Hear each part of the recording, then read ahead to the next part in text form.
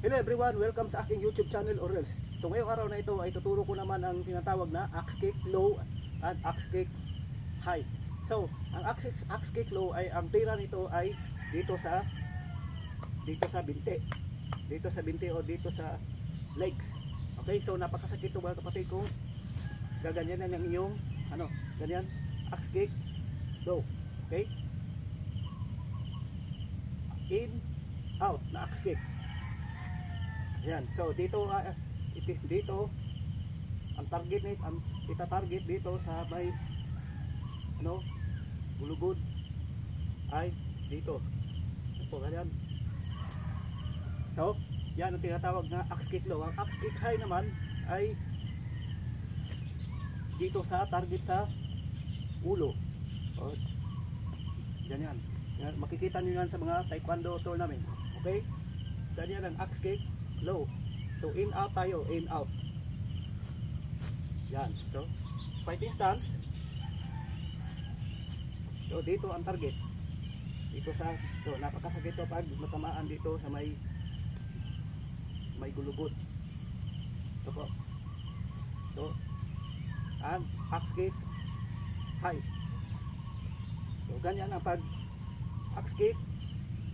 Yan. So higher. So una nyo gawin ay kailangan nyo wanang stretch ang iyong paa. Yan, kaya nyo mag-exercise para makuha nyo ang axe kick high. So ganyan ang tamang pag yan. So axe kick low. Dito ang target nito. Ito.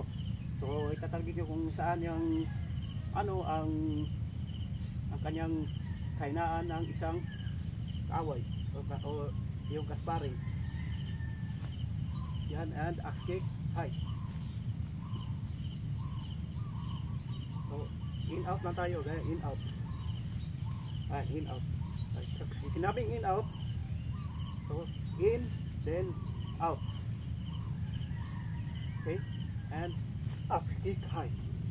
So ganyan ang aking paa, nakaganyan. Hindi na nakaganyan sa ulo. So susugurin ka ng iyong kalaban sa pagsipa. So yeah. Okay,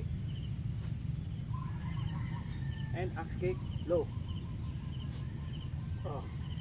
So kung gusto mo siyang lumpuhin dito, target dito.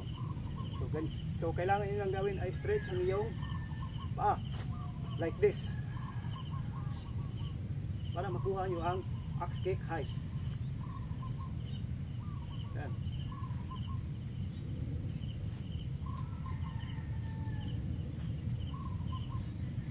So yan ang ating tutorial ng araw na ito. Salamat sa inyo pong nanonood at magbabalik tayo sa ating next tutorial.